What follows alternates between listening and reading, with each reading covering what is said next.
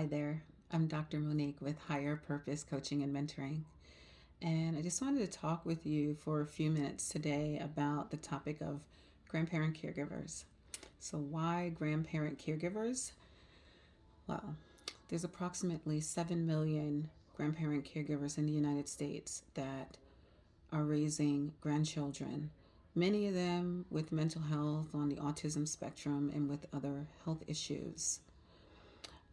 In my work with grandparent caregivers, I have found that there are three areas in particular that kind of stood out for me that grandparent caregivers had indicated they needed help in.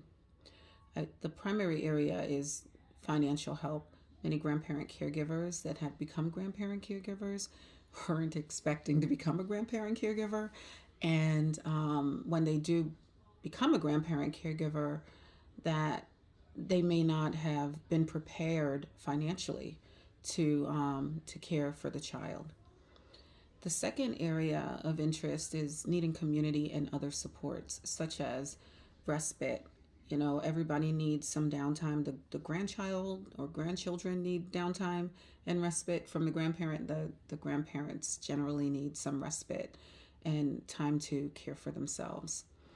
Counseling. Oftentimes, these families need some additional support through counseling because the things that um, cause a grandparent to become a grandparent caregiver um, can often um, cause the child and the grandparent and the family to need some outside supports via counseling.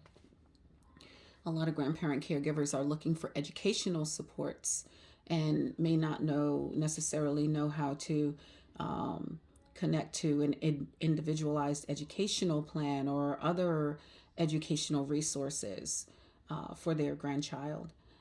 They may need support connecting to the family court system to get temporary custody or to get guardianship or things like that.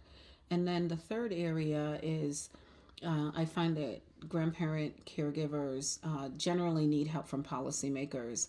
And those policymakers could be social workers like myself, educators, teachers, child welfare policymakers, Congress to make policy changes, to better assist grandparent caregivers. And some of the things that policymakers can do is they can connect some of these grandparent caregivers to needed resources such as financial grants or other financial supports, educational supports, um, family and respite supports, court supports.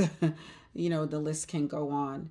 And so one of the things that I do in my practice with Higher Purpose Coaching and Mentoring is I try to assist grandparent caregivers in connecting to supports in their community. And then in addition to that, I try to provide coaching and other self-care supports for grandparent caregivers. And so I just wanted to tell you a little bit about what I'm here to do for the grandparent caregiver. If that sounds like you and you would like more information, please reach out to me. I look forward to hearing from you, and I will continue to update you on some of the things that I'm doing for grandparent caregivers. All right, take care.